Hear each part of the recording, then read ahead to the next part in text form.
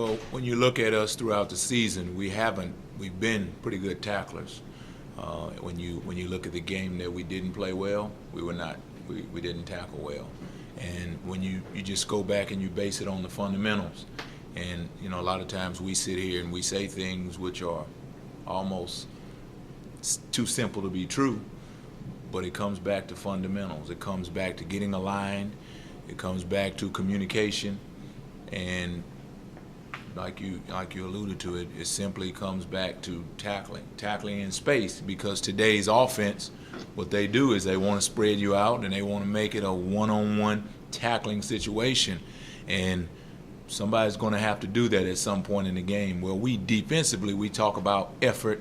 We talk about the fact that we don't want to ever have our guy in a place like that, our teammate in a place where he's one-on-one alone and I'm watching him, because that's what had to happen if you got a guy out in space and there's not a great amount of effort, a great amount of pursuit coming to the football. So we preach to our guys about pursuing to the ball, but ultimately there's a lot of one-on-one tackling in space, and if you get it done, you'll have a good showing defensively, and if you don't, then they'll gain extra yards. And to improve on third down, we did that. That was a key emphasis, which it always is for our defense, is to perform on third down. We talk about on third down, if it's 3rd and 1 or if it's 3rd and 21, the next play they have to be punting, or they're going for it on 4th down, and that's another issue. So third down is vitally important, and our guys throughout the season, I think, have done a much improved job on third down. Considering everything he does for your defense, what was your reaction when you saw Jordan Wyatt lying on the ground twice the other night? Well, both of those times I was lying on the ground after I saw him. He is a very important piece to our defense, but he's one of 11 guys. He does his job at a different level, and so whenever you see him in a situation where there's a struggle physically, that's a little bit scary. But we had the opportunity, I call it opportunity, we had the opportunity to put some other guys in the game. As a coach, you never want to put your true freshman out there, Justin Guy Robinson, but he has to be out there, because one of these days I'm going to be depending on him. And if I wait until that day to put him out there, then I'm going to be just as nervous as I ever was. So, sometimes God forces you into places, and everything's okay, So. When Jordan first got here, he was a safety, and now obviously has done everything he's done at corner. Why is he better suited to be a corner than a safety, and what do you see as his ceiling? Well, I think during those times he was an inexperienced safety. He could probably be a pretty good safety right now with experience, and I think that's part of the reason that you don't trash kids. You don't, when they're freshmen and they're making mistakes and they look bad.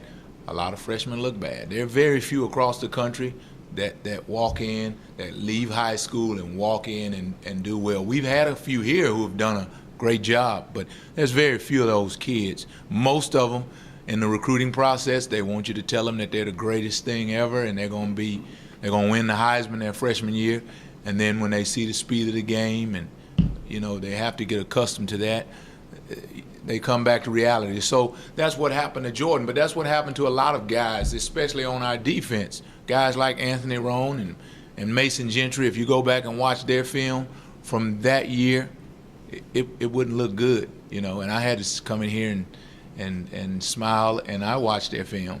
Now I'm smiling in a different way. It's a real smile, because I get to see the fruit of that labor. Those Jordan Wyatt plays where he couldn't tackle a soul or he couldn't cover a soul, but experience has helped him, and a lot of hard work on his part has helped him develop into the player he is today, as well as, like I said, some of those other guys. You mentioned Mason Gentry. He got back in the lineup this week. What did you think of his performance after you got a chance to look at it on the film? Well, I wasn't born in 1957, but if you had an old 1957 Chevy and you just left it out in the rain and it got rusty, well, that's what Mason looked like for a couple of those plays. But he that was a great one. But he eventually is he's gonna get back into shape. You know, we knew that Mason wouldn't play a lot of plays like we talk about all the time. You know, the bigger guys, you want to roll them, you want to rotate him. But he was in there and he performed well. He felt good after the game as I talked to him about what he was able to do for the short time that he was in there. And we just want to continue to have him progress. Fortunately, we're not in a situation from a depth standpoint where he's got to be out there every play. Through 4 games this season, do you feel like going into conference play a need to add some wrinkles or some different looks to the defense, just now that there's been so much film on you guys for other teams to look at? Well, we've had some plays where we've been really bad, so we're going to try to get those corrected so that the opponent won't see those.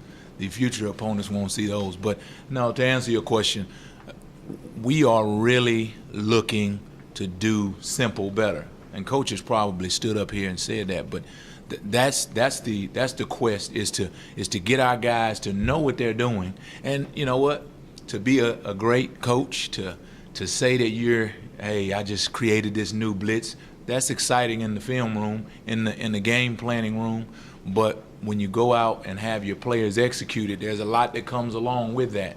We have a lot of defense. We got a playbook that's bigger than this table, you know, but it's not about what we can draw up and what we can scheme up. It's more about what our guys can execute. And we have a little package that we can execute, and we can execute it well, and we're going to be pleased with that. And the opponent, there's some, you know, I'm not a basketball coach, but John Wooden and guys like that, they didn't have like extensive playbooks. They just did simple better. They got their guys to outplay your guys, and their guys understood what they were doing. And I think that is much more important than, you know, creating something new and, you know, being sexy. Although I am a sexy guy. UConn's coaching staff comes from the same lineage as Chad, with the Malone connection. Has going up against the SMU offense and practice offense, that helped you prepare for this UConn game? It has, because when you watch the video, you see so many things that are similar, and our players will begin to recognize that. But you know, they have different players than we do, and you know, they have some injuries that they're dealing with. So you know, our guys, honestly, as we have practiced against an offense that is much like theirs, that gives them a little bit of comfort, but it's more about what we do. It's more about how we get ourselves aligned, how we communicate, how we tackle in space. And so we're going to focus hard on that, and we're going to give our guys tips and clues that we have, you know, gotten from our offense that'll help them in the game. But more than anything, it's going to be about how we get ourselves aligned and how we perform when that ball snaps. Corners, as a rule, are usually very confident guys, and Eric Sutton had some. Arkansas State took some shots at Eric the other day. How did he respond to that? Yeah, well, when Eric came to the sideline, I think, you know, part of it is, as a coach, you have to understand, okay, those guys are 6'7", and Eric is 5'7", and so you have to do things within the scheme to be able to protect him. But when it comes down to it, the offense can find who they want to find. And so when they made a point that they were going to attack Eric, I just brought him over to the sideline and I said, listen, this is going to be a long game if you don't stand up and defend yourself. and the next play, he went out and he had a pass breakup. And you know, it's just about playing his technique better. There are things that guys who are not 6'3" and 6'4" playing the cornerback position, you have to teach them when they're going against a taller dude. And we've worked through those things with Eric. So it's all about, at that point, going back to his training And, you know, when they catch a ball on you, well, they caught the ball on Eric, and he was in good coverage. Both balls that they caught on him, he was in good coverage. So it's just about playing his technique just a little bit better. So he goes back out. 2 plays later, I think it was, they attacked him again, and he got the ball out. So, and they didn't really come back to him again after that. So I think the confidence that young man plays with, the understanding that, you know, when you play this position, because we talk about it all the time, when you play this position, whether they're attacking you or not, you live life on the edge. And, you know, they're going to make some plays when you live that way. They're going to make some plays, and you're going to make some. And we don't have a full-time counselor on the sideline to be able to get you ready for the next play. So you got to let it go. And when you make a good play, it's the same thing. You got to let it go and move on to the next one. When you look at your defensive line, obviously everybody knows about Justin Lawler, and Demarie Nixon's gotten some attention, and Pono Davis and all these guys, but Tyson Neals has come in and is tied for your team lead in sacks. I think he's got 3 through the first 4 games. Other than just effort, what does he do well? He's just a consistent player. You know, I actually teased him maybe yesterday or 2 days ago about the fact that he doesn't wear a towel, he doesn't wear wristbands, he just kind of wears a uniform. I don't know if he even wears socks. And he just kind of shook his head and said, hey, that's just who I am. And he's just a solid player. He does his job. He doesn't talk a lot, and you can appreciate that. And that's what he's been. He's one of the better pass rushers. He's one of the more consistent guys, but he's not flashy. He just does his job. And I would say that at the end of the season, it'll be the same way. You'll walk up and he'll be one of the more productive guys, and you won't know his name because he's not as flashy as some of those other guys. Okay. Thanks a lot, guys. Thanks a lot. Thank you.